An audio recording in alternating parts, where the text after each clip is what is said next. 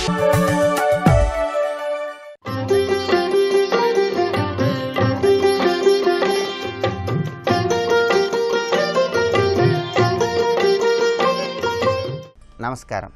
ప్రేక్షకులందరికీ శుభోదయం. ఈనాటి శుభయోగం శీర్షికన రంభావ్రతాన్ని ఏ విధంగా ఆచరించాలో, తద్వారా ఎలాంటి ప్రయోజనాలను సిద్ధింపజేసుకోవచ్చో పరిశీలిద్దాం.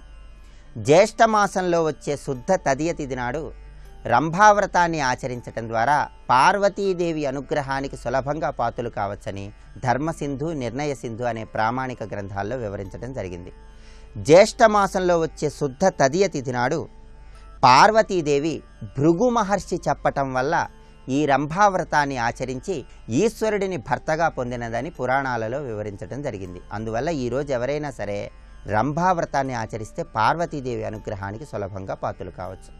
రంభ అంటే అరటి చెట్టు అనే అర్థం ఉంది. రంభ అంటే పార్వతీదేవి అనే అర్థం కూడా ఉంది. అందువల్ల ఈరోజు గృహంలో మహిళామణులు అరటి చెట్టు దగ్గరకు వెళ్ళి అరటి చెట్టు మొదట్లో పార్వతీదేవి చిత్రపటాన్ని ఉంచి అరటి చెట్టుకు పార్వతీదేవికి ప్రత్యేకమైన పూజా కార్యక్రమాలు నిర్వహించడం ద్వారా విశేషమైనటువంటి శుభ ఫలితాలు కలుగుతాయి. ఈరోజు ఉదయాన్నే స్నానం చేసి గృహంలో మహిళామణులు అరటి చెట్టు దగ్గరకు వెళ్ళి అరటి చెట్టు మొదట్లో చక్కగా అలికి 5 రంగులతో ముగ్గులు వేయాలి. ఆ తర్వాత అరటి చెట్టుకు అధిష్టాన దేవత అయినటువంటి సావిత్రీదేవిని, పార్వతీదేవి స్వరూపాన్ని మనసులో ధ్యానం చేసుకుంటూ అరటి చెట్టు దగ్గర పార్వతీదేవి చిత్రపటాన్ని ఉంచాలి. ఆ తర్వాత అరటి చెట్టు మొదట్లో నీళ్లు పోయాలి. అరటి చెట్టుకు పార్వతీదేవి చిత్రపటానికి పసుపు, కుంకుమ, గంధము అలంకరించాలి. ఆ తర్వాత అరటి చెట్టుకు ఒక ఎర్రటి దారం తీసుకుని 8 వరసలు ఆ ఎర్రటి దారాన్ని చుట్టాలి. ఆ తర్వాత ఓం రంభాయై దేవ్యై నమః ఈ మంత్రాన్ని స్మరిస్తూ గంధము, పసుపు, కుంకుమలతో అరటి చెట్టును, పార్వతీదేవిని పూజించాలి. ఓం రంభాయై దేవ్యై నమః ఈ మంత్రాన్ని స్మరిస్తూ అరటి చెట్టును, పార్వతీదేవి చిత్రపటాన్ని పూజించి ఆ తర్వాత పూజ పూర్తి కాగానే చక్కగా అగరబత్తులు వెలిగించి అరటి చెట్టు చుట్టూ 7 ప్రదక్షిణలు చేయాలి. ఇలా అరటి చెట్టు చుట్టూ ప్రదక్షిణలు చేసిన తర్వాత ఈ అరటి చెట్టు సమీపంలో పాలు లేదా పెరుగు లేదా కూరగాయలు లేదా బియ్యము వీటిలో ఏవైనా సరే దానమిస్తూ రంభా ప్రియతాం అని స్మరించుకోవాలి. ఇలా చేసినట్లయితే పార్వతీదేవి అనుగ్రహానికి పాత్రులై గృహంలో మహిళామణులందరూ దీర్ఘ సుమంగళీ తత్వంతో విరాజిల్లవచ్చు. వివాహం కాని కన్యలు ఎవరైనా సరే కోరుకున్న వ్యక్తిని జీవిత భాగస్వామిగా పొందటానికి కూడా ఈరోజు రంభావ్రతాన్ని ఆచరించినట్లయితే, అరటి చెట్టును పూజించినట్లయితే విశేషమైనటువంటి శుభ ఫలితాలు కలుగుతాయి. అందువల్ల ప్రతి ఒక్కరూ కూడా ప్రత్యేకమైన విధి విధానాలతో ఈరోజు రంభావ్రతాన్ని ఆచరించండి, అరటి చెట్టును పూజించండి. అరటి చెట్టు కింద పార్వతీదేవి చిత్రపటాన్ని ఉంచి పార్వతీదేవిని స్మరణ చేసుకోండి. పార్వతీదేవి స్వరూపంగా ఉన్నటువంటి సావిత్రీదేవిని కూడా స్మరణ చేసుకోండి. ఓం శ్రీ సావిత్రీదేవి అయిన నమః అని స్మరించుకోవటం ద్వారా కూడా విశేషమైనటువంటి శుభ ఫలితాలు కలుగుతాయి. సావిత్రీదేవి మూలమంత్రాన్ని జపిస్తే సౌభాగ్యము, పుత్ర పౌత్రులు కలిగి వృద్ధి పొందుతారని పురాణాలలో వివరించడం జరిగింది. ఈరోజు ఈ రంభావ్రతాన్ని ఆచరించి సావిత్రి మంత్రాన్ని జపించినట్లయితే కోరిన కోరిక సిద్ధిస్తుందని కూడా పురాణాలలో వివరించడం జరిగింది. సావిత్రీదేవి గ్రీష్మకాలంలో వెలిగే 1000 సూర్యుల కాంతితో సమానమైన తేజస్సును కలిగి ఉంటుంది. ఆ తల్లి రత్న ఆభరణాలను ధరించి ఉంటుంది. ఆ విధంగా ఉన్నటువంటి సావిత్రీదేవి స్వరూపంలో ఉన్నటువంటి పార్వతీదేవి గోలోకంలో శ్రీకృష్ణ పరమాత్మ నాలుక అగ్రభాగం నుండి ఆవిర్భవించిందని బ్రహ్మవైవర్త పురాణంలో వివరించడం జరిగింది. పార్వతీదేవిని సావిత్రీదేవి స్వరూపంగా భావిస్తూ ఓం శ్రీ సావిత్రీదేవి అయిన నమః అనే మంత్రాన్ని కూడా ఈరోజు అరటి చెట్టు సమీపంలో స్మరణ చేసుకోండి. పార్వతీదేవి విశేషమైనటువంటి అనుగ్రహానికి ప్రతి ఒక్కరూ సులభంగా పాత్రలు కండి. రేపటి శుభయోగం శీర్షికన భౌమ చతుర్థి సందర్భంగా ఎటువంటి విధి విధానాలను పాటించాలో, తద్వారా ఎలాంటి ప్రయోజనాలు సిద్ధింపజేసుకోవచ్చో పరిశీలిద్దాం. నమస్కారం.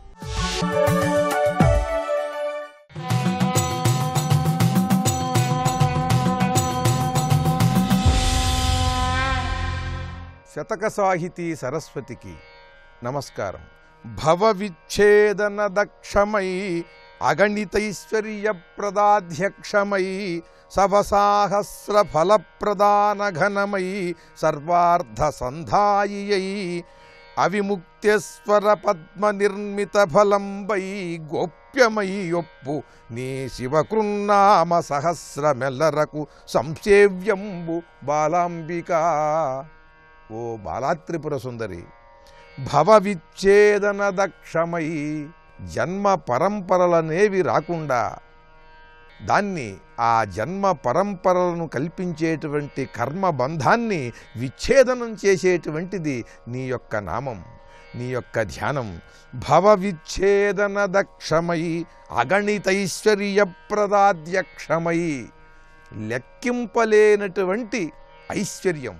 ఆ ఐశ్వర్యం కేవలం ధనం రూపంలోనే కాదు, అనేకానేక విధాలుగా, గోవులుగా, ఏనుగులుగా, వాహనములుగా, గుర్రములుగా, రథములుగా, బంగారముగా, వెండిగా, రత్నరాసులుగా, అనేకానేక విధాలుగా, పుత్ర పౌత్రులుగా, బంధుమిత్రులుగా, ఇటువంటి అగణితైశ్వర్యప్రదాధ్యక్షమై సవసాహస్ర ఫలప్రదాన ఘనమై, వేల యజ్ఞములు చేస్తే ఎటువంటి పుణ్యం వస్తుందో అటువంటి పుణ్యాన్ని కలిగించేదై, సర్వార్థ సంధాయియై, సర్వార్థములు ఆరోగ్యవంతుడై సద్బుద్ధి కలిగినటువంటి మానవుడు ఈ భూమి మీద ఏవేవి కోరుకుంటాడో అవి అన్నీ కూడా ఇచ్చేటువంటిది నీ ధ్యానం.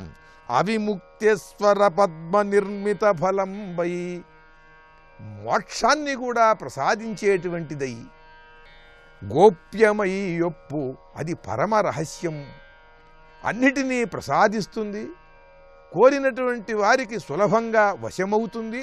కానీ పరమ రహస్యమైనటువంటిది అయిన నీ శివకృన్నామ సహస్రమెల్లరకు సంసేవ్యంబు బాలాంబిక, నీ యొక్క సహస్రనామము, ఆ లలితా సహస్రనామాన్ని ధ్యానం చేసినా, పారాయణ చేసినా కూడా ఇవన్నీ కూడా నెరవేరతాయి. ఎంతటి శక్తిమంతమైనది అంటే, ఎటువంటి ఫలాలను కలిగిస్తుందంటే ఆ లలితా సహస్రనామం.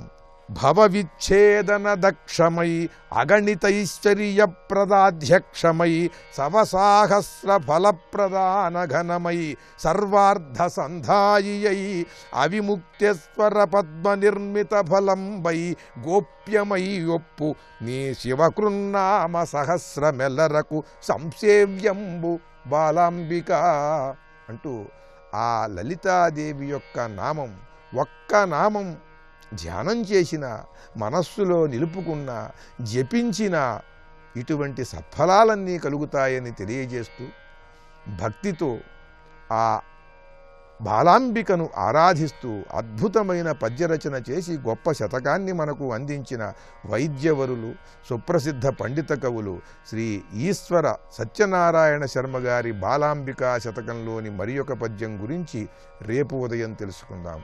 ఓం శ్రీమాత్రే నమః.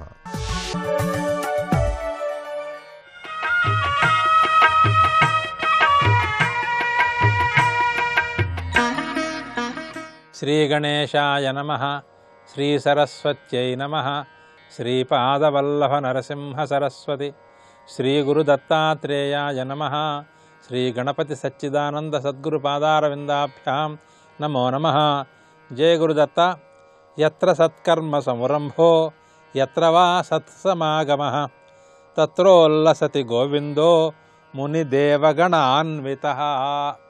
ఈ సూక్తిలో శ్రీ గణపతి సచ్చిదానంద స్వామీజీ వారు సాధనలో సామూహిక సాధన అనే ప్రక్రియను పరామర్శిస్తూ ఉన్నారు. సామాన్యంగా ఆధ్యాత్మిక సాధన ప్రధాన స్థాయికి వెళ్ళేటప్పటికీ మహర్షులంతా ఏకాంతంగా అరణ్యాల్లో తపస్సు చేస్తూ ఉంటారు. ఇళ్లల్లో తపస్సాధన చేసేవాళ్ళు కూడా గదిలో కూర్చుని తలుపులు వేసుకుని ఏకాంతంగా తపస్సాధన చేస్తూ ఉంటారు. గుహల్లో కూర్చుని తపస్సాధన చేస్తూ ఉంటారు. అంచేత ఏకస్తపో ద్విరధ్యాయి, విద్యాభ్యాసం చేయాలంటే తోడు విద్యార్థి ఉండాలి. తపస్సు చేయాలనుకుంటే ఏకస్తప, ఒంటరిగా ఉండాలి అని మామూలు సామెత ఉంది. మరి ఇది నిజమైతే ఈ దేవతా ఉత్సవాలు ఏమిటి, ఈ తీర్థయాత్రలు ఏమిటి, ఈ కుంభమేళాలు ఏమిటి, లక్షల మంది జనం సమావేశం అయిపోతూ ఉంటారు, నానా గందరగోళంగా ఉంటుంది. ఇది సాధన అవుతుందా? ఇదంతా గందరగోళంగా కనిపిస్తూ ఉంటుంది, ఊరికనే వైభవ ప్రదర్శనగా కనిపిస్తూ ఉంటుంది. దీంట్లో నిజంగా భక్తి ఉందా, నిజంగా సాధన ఉందా, నిజంగా దీంట్లో ఏకాగ్రత ఉందా అని మనకు ఒక ప్రశ్న కలుగుతూ ఉంటుంది.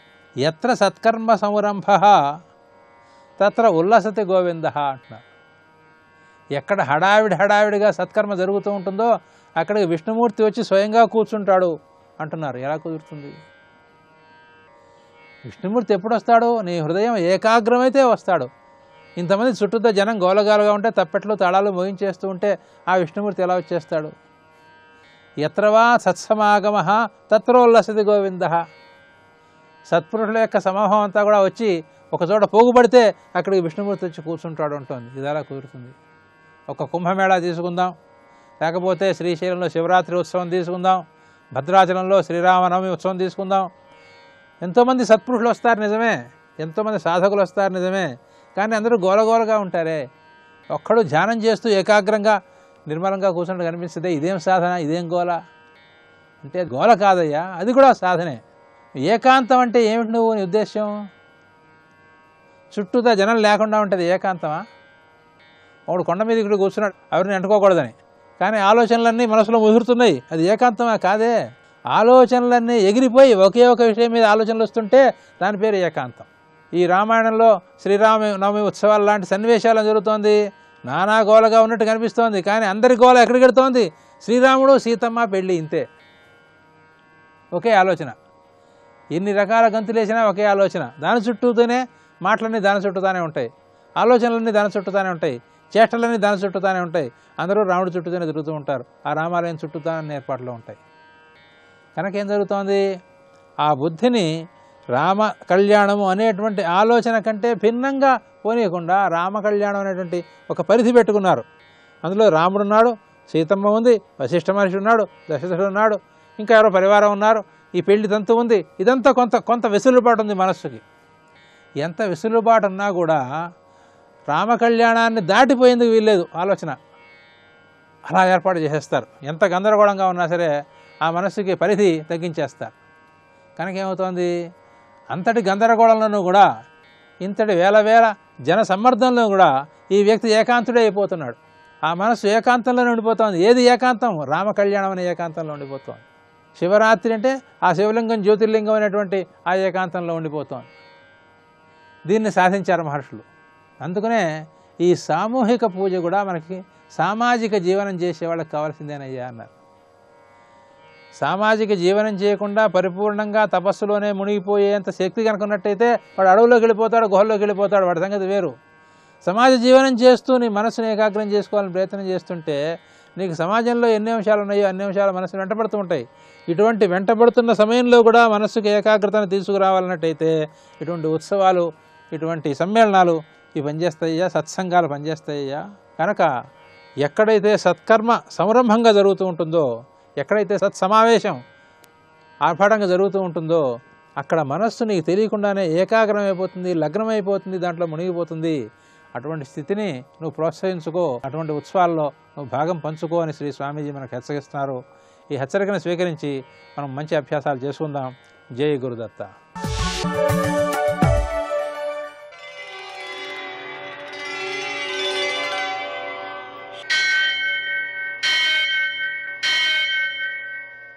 సహస్రశీరుషం దేవం విశ్వాక్షం విశ్వశంభువం విశ్వం నారాయణం దేవమక్షరం పరమం పదం విశ్వతః పరమాం నిత్యం విశ్వం నారాయణగుం హరిం విశ్వమేవేదం పురుషస్తద్విశ్వముపజీవతి పతిం విశ్వస్యాత్మేశ్వరం శాశ్వతం శివమచ్యుతం నారాయణం మహాజ్ఞేయం విశ్వాత్మానం పరాయణం.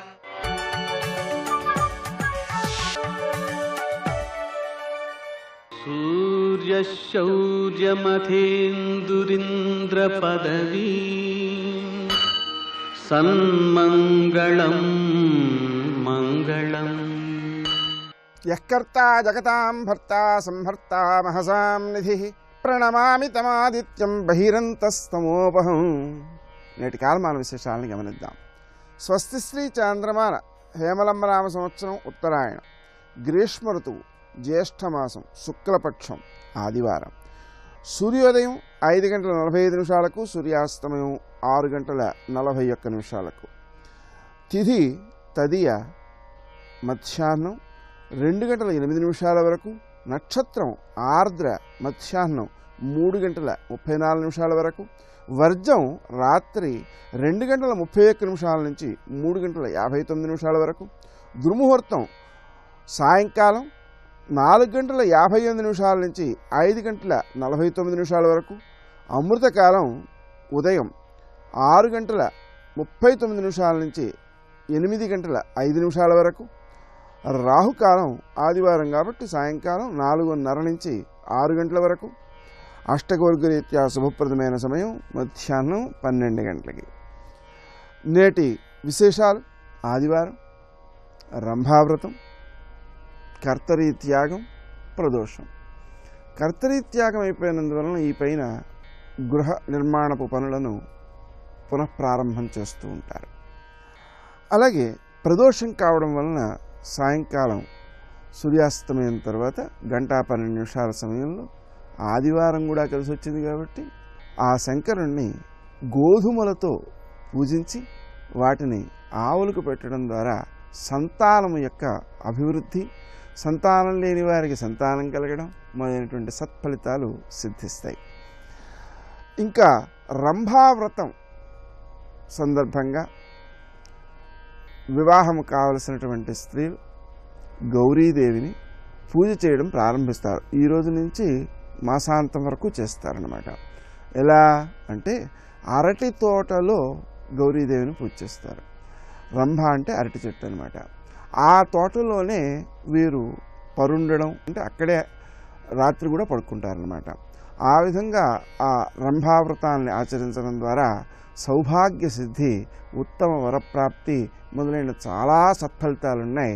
వాటిని ఆచరించడం శ్రేష్టం. నేటి విశేషాలలో ఆదివారం ముఖ్యమైనది. ఆదివారం నాడు మనం సూర్యోదయానికి ముందే సన్నీటితో స్నానం చేయడం, సూర్యనారాయణమూర్తికి చక్కగా సూర్య నమస్కారాలు చేయడం, మధ్యాహ్నం పూట ఆయన్ని పూజించి గోధుమ నూకతో ఆవు పాలతో తయారు చేసినటువంటి పాయసాన్ని, బెల్లం వేసి నీరు పోయకుండా తయారు చేసినటువంటి పాయసాన్ని ఆయనకి నివేదించి ప్రసాదం తీసుకోవడం ద్వారా, ఒంటిపూట భోజనం చేయడం ద్వారా, పగలు నిద్రపోకపోవడం ద్వారా, నూనె మొదలైనటువంటి పదార్థాలు అలాగే మాంసాహారము మొదలైనటువంటి వాటిని విడిచిపెట్టడం ద్వారా ఆరోగ్య సిద్ధి, మానసిక ఆరోగ్య సిద్ధి. ఈ మానసిక ఆరోగ్యం అంటే ఎంత గొప్ప స్థితి అంటే పరిపూర్ణముగా కామక్రోధ లోభ మోహ మద మాత్సర్యాలకు అతీతంగా సత్వగుణంతో మనసు వికసించేటువంటి స్థితి, స్వస్థత, స్వస్వరూప స్థితి, ఆత్మానందం అనేంత వరకు కూడా ఈ ఆరోగ్యానికి ఆయనే కారకుడవుతాడు. అందువలన ఆ సూర్యనారాయణమూర్తిని ఆరాధించుకోవడం ద్వారా సకల శ్రేయస్సులు కలుగుతాయి. నేటి ఆణిముత్యాలు.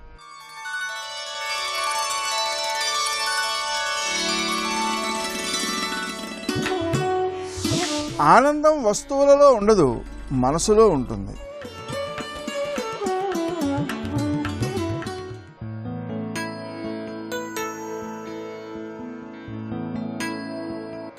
సమాజాన్ని గౌరవించడం అంటే 10 మందిలో ఒకడిగా ఒదిగిపోవడం కాదు, ఒక్కడిగా 10 మందికి దారి చూపడం.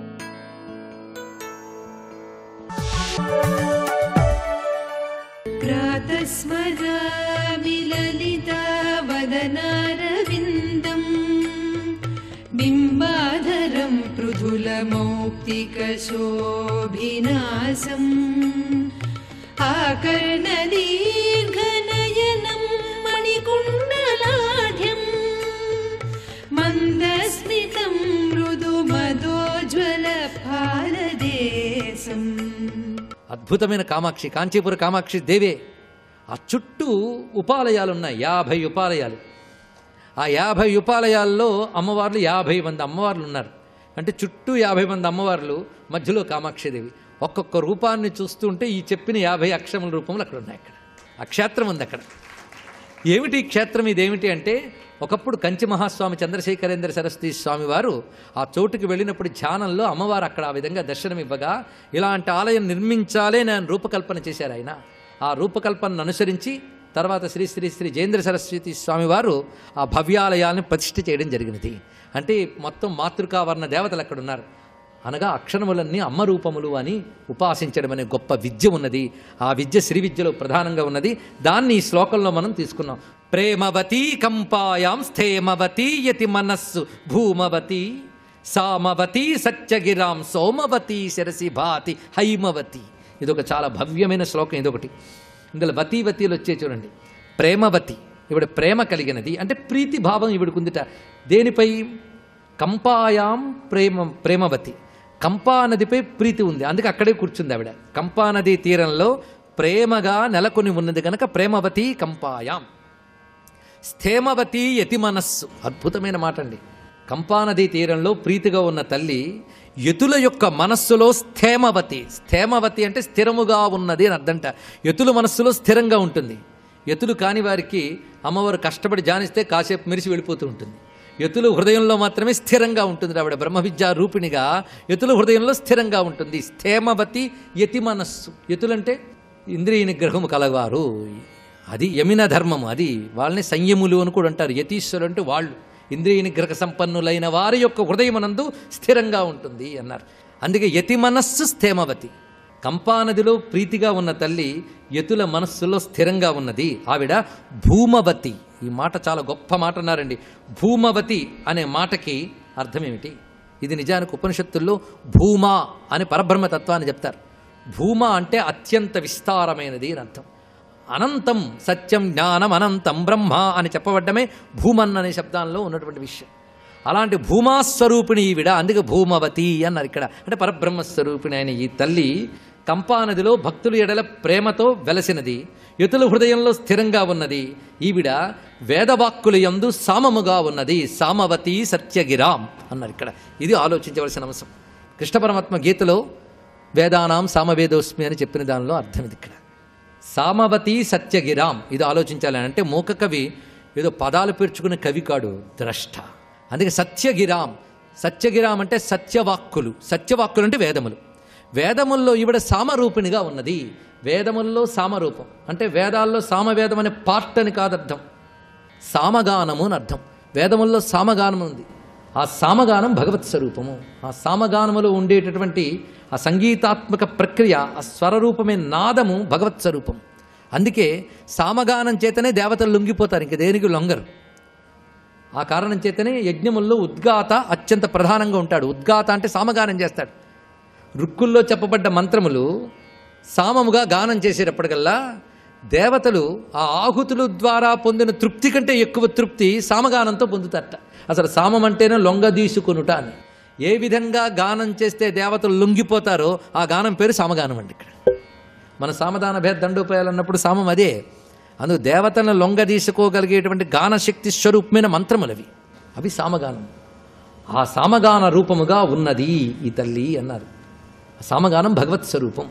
అంతేకాదు మరొక రహస్యం ఏంటంటే సత్యగిరాం సామవతి అనే మాట చిన్న విషయం కాదండి. అంటే శ్రీ విద్యకి ప్రధానమైనది సామవేదము. సామవేదము నుంచే శ్రీ విద్య జనించినది అని పెద్దలు చెప్తారు. దీనికి అనేక ప్రక్రియలు ఉన్నాయి.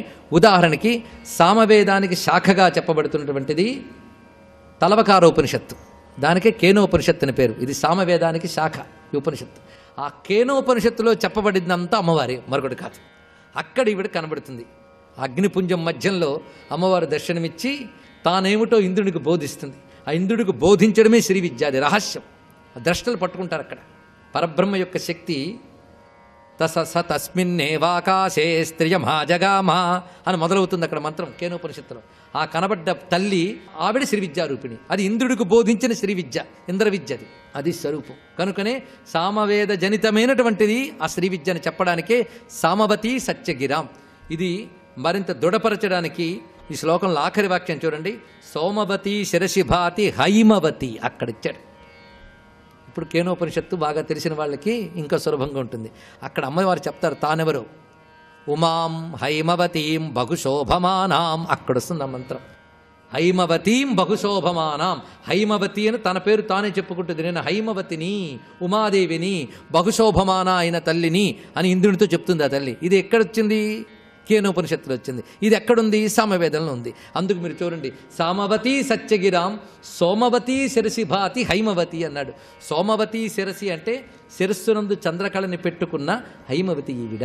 కనుకనే కంపాతీరంలో ప్రేమవతి, యతుల మనస్సుల్లో స్థేమవతి, వేదాలలో సామవతి, శిరస్సుపై సోమవతి, ఈ తల్లే హైమవతి అన్నాడు. ఇక్కడ ఈ శ్లోకంలో ఉన్నటువంటి రమ్యమైన, అంటే శ్రీ విద్య మూలాలో వేదంలోకి వెళ్ళి తీసుకొచ్చి చూపిస్తున్నాడు. ఇది కేవలం తంత్ర విద్య కాదయ్యా, వేద విద్య అనే ప్రతిపాదన చేయడం. మొత్తం సామవేద మంత్రం, శ్రీ విద్యా మంత్రం ఎలాగో రుజువు చేసేటువంటి విద్య ఒకటి ఉన్నది. గురువుల దయ వల్ల తెలిసినది అయినను సభల యందంత తేలిగ్గా ప్రకటించరాదు కనుక నేను చెప్పడం లేదు.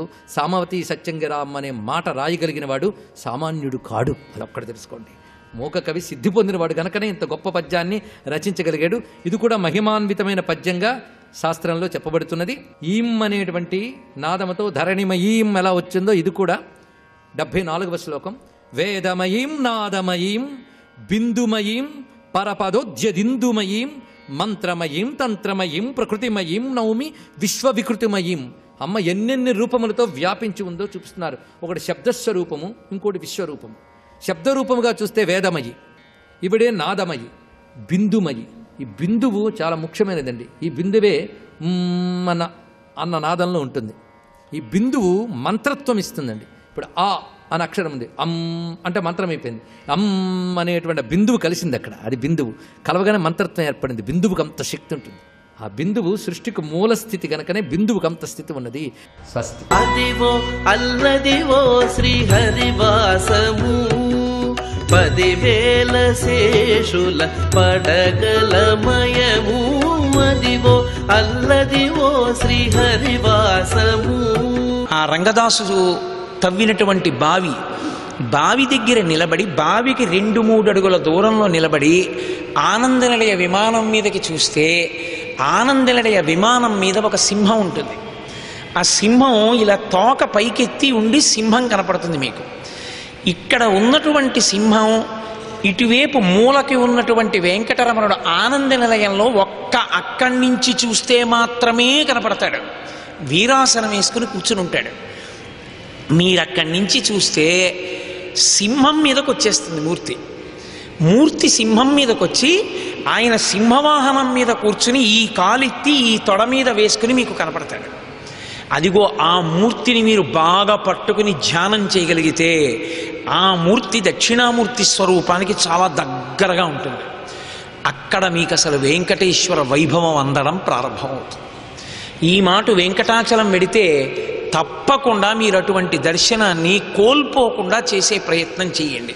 ఆ రంగదాసు తవ్వినటువంటి బావి దగ్గర నిలబడి అక్కడి నుంచి చూడాలి. మీకు చూస్తే కొంచెం జాగ్రత్తగా పరిశీలిస్తే మీకు అర్థమైపోతుంది. ముందు సింహం కనపడుతుంది. మీరు ఆ సింహం మీద ఒక ఆయన కూర్చున్నట్టుగా కనపడతాడని చెప్పాడే ఈయన అని మీరు కొంచెం జాగ్రత్తగా అలా చూశారనుకోండి, వెనకాతలకి విమానంలో ఉన్న మూర్తి సింహం మీదకి వచ్చేసి సింహం మీద కూర్చుని కనపడతాడు వెంకటేశ్వరుడు. అక్కడ కనపడతాడు. ఆ పాదం పైకెత్తి కుడితొడ మీద వేసుకుని కనపడతాడు. దాన్ని మీరు రోజు ధ్యానం చేయడం మొదలు పెడితే ఆ మూర్తి మిమ్మల్ని గట్టెక్కించేస్తుంది. అది యథార్థమునకు ఆయన పాదములను ధ్యానమునందు దర్శనం చేసి యోగి రమించిపోగలిగినటువంటి స్థితి. అన్నమయ్య వంటి మహాపురుషులందరూ అదిగో ఆ దర్శనాన్ని పొందారు. సాధారణంగా పాదదర్శనం అంటే ఇలా నిలబడి పాదముల యొక్క ఉపరితలము వరకే అనుకుంటారు. కాదు, అసలు నిజమైన పాదదర్శనం ఆయన పాదములలో ఉండేటటువంటి రేఖలని కూడా దర్శనం చేయగలగాలి. అంటే ఆయన మీ యందు ప్రసన్నుడై ఆయన కూర్చోవాలి, మీరు ఆయన పాదాల దగ్గర కూర్చోవాలి. ఆయన పాదములు పైకెత్తి నీ తల మీద పెట్టుకో అనాలి. అప్పుడు ఆయన పాదములలో ఉన్న రేఖలు మీకు గోచరమవుతాయి.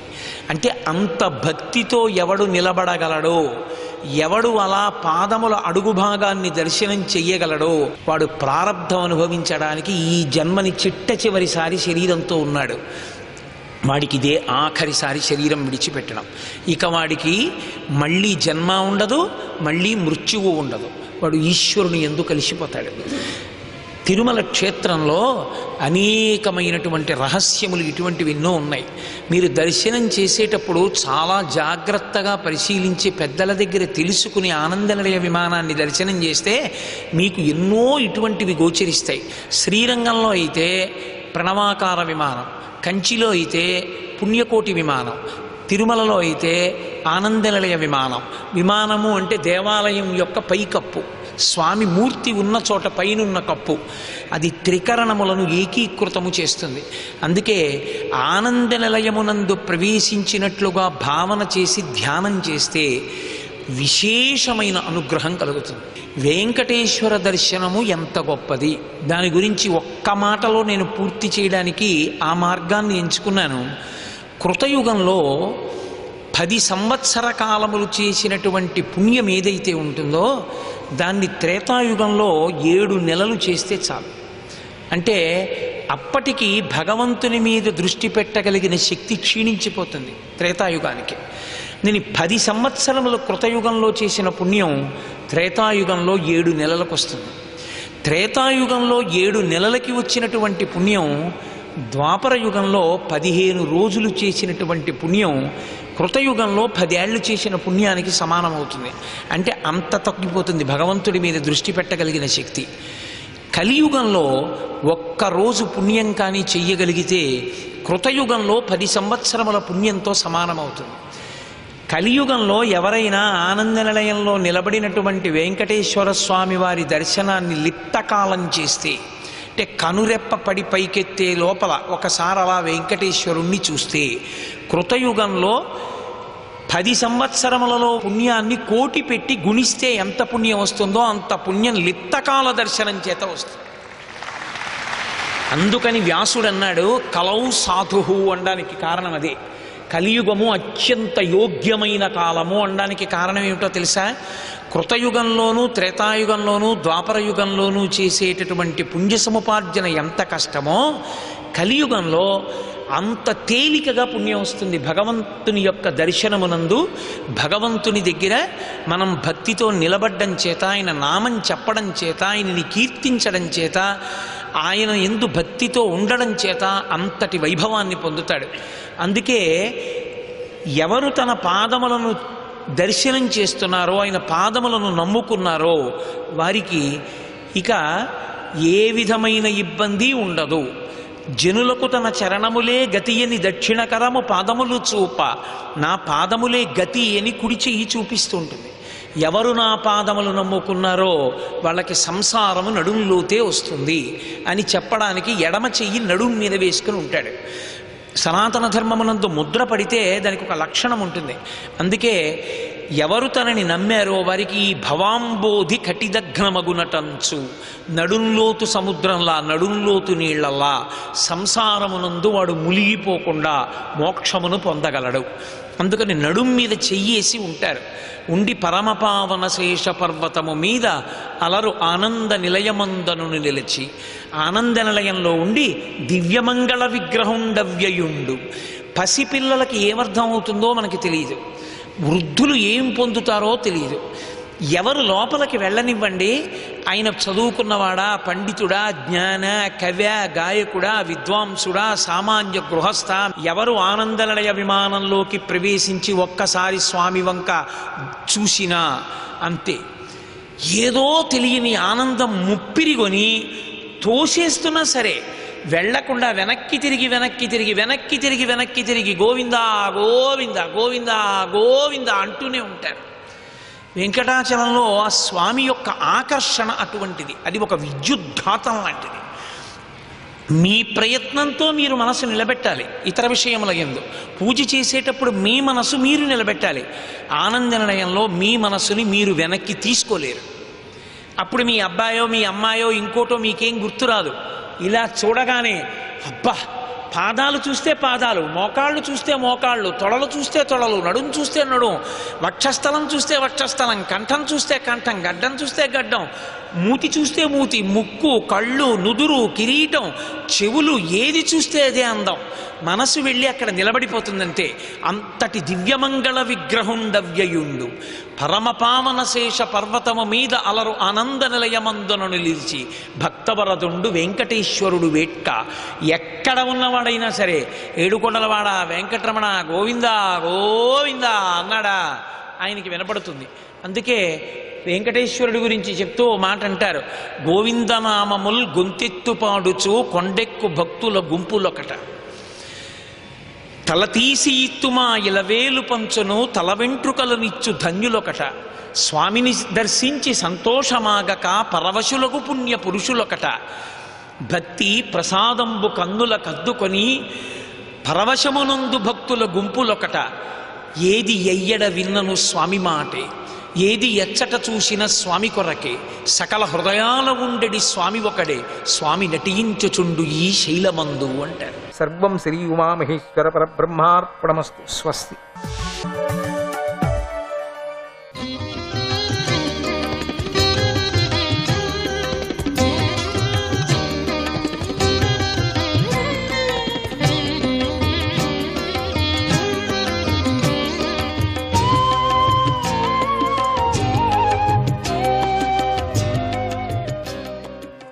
విష్ణవే నమః. వీరుడైన వృషద్రుడు కులగురువు పెట్టిన ఆ శాపాన్ని స్వీకరించాడు. నాటి నుండి అతడు ఊర్ధ్వరేతస్కుడై మునులకు ప్రియమైన బ్రహ్మచర్య వ్రతాన్ని నిష్టగా పాటించాడు. సర్వ ప్రాణుల మేలును కోరుకునే వృషద్రుడు సర్వమందు సమత్వాన్ని కలిగి, అంటే వాసుదేవే భగవతి సర్వాత్మని పరేమలే ఏం కాంతిత్వం గతో భక్త్యా సర్వభూత సుహృత్సమః. సర్వ ప్రాణుల మేలును కోరుకునే వృషద్రుడు సర్వమందు సమత్వాన్ని కలిగి ఉన్నాడు. భగవంతుడు సర్వాత్ముడే అయిన సర్వానికి అతీతుడైన వాడు, దోషరహితుడు భగవంతుడైన వాసుదేవుడి యందు వృషద్రుడికి నిశ్చలమైన భక్తితో అత్యంత గొప్ప ప్రేమ పుట్టింది. ఆ గొప్ప ప్రేమతో వృషద్రుడు సంసారాసక్తిని విడిచిపెట్టాడు. ప్రసన్నమైన అంతఃకరణాన్ని కలిగి ఇంద్రియ నిగ్రహం కలిగి ఉన్నాడు. భోగ వస్తువుల కోసం ప్రాకులాడలేదు. తనకు లభించిన దానినే ఈశ్వరేచ్ఛ అనుకొని దానితో జీవనాన్ని సాగించేస్తూ ఉన్నాడు. తన బుద్ధిని తన స్వరూపమందు నిలిపాడు. ఆత్మనిష్టతో సంతుష్టుడై ఈ లోకంలో సంచరించాడు. అప్పుడు వృషద్రుడు చూచేవారికి జుడుడిగాను గ్రుడివాడిగాను, అంటే జడుడు అంటారే జడత్వం అనేటువంటిది, జడుడిగాను గ్రుడివాడిగాను చెవిటివాడిగాను కనిపించేశాడు. ఈ విధంగా జీవనాన్ని గడుపుతున్న ఆయన ఒకనాడు అడవిలో సంచరిస్తున్న సమయంలో అక్కడ ఆయనకు ఎగిసిపడుతూ మీదకు వస్తున్న కార్గిచ్చు కనిపించింది. ఆయన శరీరాన్ని రక్షించుకోవాలని అనుకోలేదు, అట్లనే ఉండిపోయాడు. అది క్రమక్రమంగా ఆయన దగ్గరకు వచ్చి ఆయనను కాల్చివేసింది. వృషద్రుడు ఆ విధంగా పరబ్రహ్మంలో విలీనమైపోయాడు. మనువు యొక్క చివరి పిల్లవాడి పేరు కవి. కవికి ఇంద్రియ భోగాల మీద కోరిక లేదు. అతడు యవనావస్థంలో ఉండగానే రాజ్యాన్ని విడిచిపెట్టి తనను ఇష్టపడే బంధువులతో కలిసి అడవికి వెళ్ళిపోయాడు. అక్కడ తన చిత్తాన్ని పూర్ణ బ్రహ్మయందు నిలిపి పరమాత్మను చేరుకున్నాడు. మనువుకు మరో పుత్రుడైన కరూషుడి నుండి కారూషులు అనే క్షత్రియ జాతులు ఉద్భవించాయి. ఆ కారూషులు వేదవేత్తులంటే ఎంతో భక్తి, ధర్మం అంటే ప్రేమ. వారు ఉత్తర దేశాన్ని పాలించారు. దృష్టుడి పుత్రుడు దారష్ఠుడు. ఆయన క్షత్రియుడే అయినా కూడా ఈ లోకమందే గొప్ప తపస్సు చేసి బ్రాహ్మణత్వాన్ని పొందాడు. భృగుడి పుత్రుడు సుమతి, అతడి పుత్రుడు భూతజ్యోతి, అతడి పుత్రుడు వసువు. ఆ వసువుకు ప్రతీకుడు, ప్రతీకుడికి ఓషవంతుడు, ఓషవంతుడికి తన పేరే కలవాడైన ఓషవంతుడనే ఒక పుత్రుడు, ఓషవతి అనే పుత్రిక కూడా కలిగారు. ఓషవతి సుదర్శనుణ్ణి పెళ్లి చేసుకున్నది. మనువు మరో పుత్రుడైన నరిష్యవంతుడికి చిత్రసేనుడు కలిగారు. అతడికి రుక్షుడు, ఆ రుక్షుడికి మీడ్వంతుడు, మీడ్వంతుడికి కూర్చుడు, కూర్చుడికి ఇంద్రసేనుడు, ఇంద్రసేనుడికి వీతిహోత్రుడు, వీతిహోత్రుడికి సత్యశ్రవసుడు, అతడికి ఉరుశ్రవసుడు, ఆయనకు దేవదత్తుడు కలిగారు. ఆ దేవదత్తుడికి అగ్నిదేవుడే స్వయంగా అగ్నివేశ్యుడనే పుత్రుడిగా జన్మించాడు. ఆయన కానీనుడు అని జాత్యుకర్ణ్య మహర్షి అని ప్రఖ్యాతి గడిచాడు. ఓ పరీక్షిత రాజా, నేను నీకింతవరకు మనుపుత్రుడైన నరిష్యంతుడి వంశాన్ని గురించి చెప్పాను. అసలు మనమంతా వీళ్ళ పేర్లు మనం చెప్పుకుంటే ఉండాలా? వీళ్ళ పేర్లు విన్నా చాలు భాగవతానికి అంత శక్తి ఉన్నది, అంత అద్భుతమైనటువంటి ఎనర్జీ మనలో కనపడుతుంది. అసలు వీళ్ళ పేరు, వీళ్ళ వంశం మనం చెప్పుకొని వెళితే చాలు. ఇక దిష్టుని వంశం గురించి చెప్తున్నాను విను. దిష్టుడి పుత్రుడు నాభాగుడు, నభాగుడు వేరు. ఇతడి పుత్రుడు బలందనుడు, ఇతడికి వత్సప్రీతి అనే పుత్రుడు కలిగారు. వత్సప్రీతికి ప్రాంశుడు, అతడికి ప్రమతి, ప్రమతికి గణిత్రుడు, గణిత్రుడికి చాక్షసుడు, చాక్షసుడికి వివిశంతి కలిగారు. అతడికి రంభుడు, రంభుడికి ధర్మాత్ముడైన ఖనినేత్రుడు, ఖనినేత్రుడికి కరందముడనే పుత్రుడు కలిగారు. ఎంత బాగున్నాయి ఈ పేర్లు! అసలు మనమంతా పిల్లలకి ఈ పేర్లు పెట్టచ్చు. ఇప్పటి కాలానికి తెలియవు కదా ఈ పేర్లు, అందుకని ఎందుకు ఈ పేర్లు పెట్టుకోకూడదు? భాగవతం వచ్చేటువంటి పేర్లు ఎంత అద్భుతంగా ఉన్నాయి. ఇక ఉండని ఆ కరందముడికి అవిక్షిత్తు, అవిక్షిత్తుకు మరుత్తు కలిగారు. మరుత్తుడు చక్రవర్తి అయ్యాడు. ఆ మరుత్తు చేత అంగీరసుని పుత్రుడైన సంవర్తుడనే మహాయోగి యజ్ఞాన్ని చేయించాడు. ఆ మరుత్తు చేసిన యజ్ఞంలాగా యజ్ఞం చేసిన వారెవ్వరూ లేరు అని చెప్తారు. ఎందుకంటే ఆ యజ్ఞంలో పాత్రలు అంటే పాత్రలు, పాత్రలో మొదలైనవి అన్నీ కూడా బంగారంతో చేయబడ్డాయట. అటువంటి యజ్ఞం ఇంకెవరు చేయలేదంటారు. ఆ యజ్ఞంలో ఇంద్రుడు సోమరసాన్ని స్వీకరించి సంతోషాన్ని పొందాడు. బ్రాహ్మణులు దక్షిణలతో ఎంతో ఆనందాన్ని పొందారు.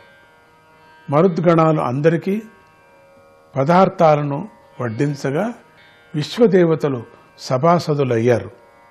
అంతటి మరుత్ చక్రవర్తి పుత్రుడు దముడు, అతడికి రాజ్యవర్ధనుడు, అతడికి సుధృతి, సుధృతికి నరుడు కలిగారు. నరుడికి కేవలుడు, కేవలుడికి బంధుమంతుడు, అతడికి వేగవంతుడు, అతడికి బంధువు, ఆ బంధువుకు తృణబిందువు కలిగారు. తృణబిందు మహారాజు గొప్ప సద్గుణవంతుడు. ఆయనను అప్సరసల్లో గొప్పది అయినటువంటి అలంబుసాదేవి పెళ్లి చేసుకుంది. వారికి అనేక మంది పుత్రులు, ఇడబిడ అనే కన్య కలిగారు. విశ్రవస మహర్షి ఇడబిడను వివాహం చేసుకున్నారు. ముందుకు వెళుతున్నాం, ఇంకా కృష్ణార్పణమస్తు. ముందుకు వెళుతున్నారు. విష్ణవే నమః.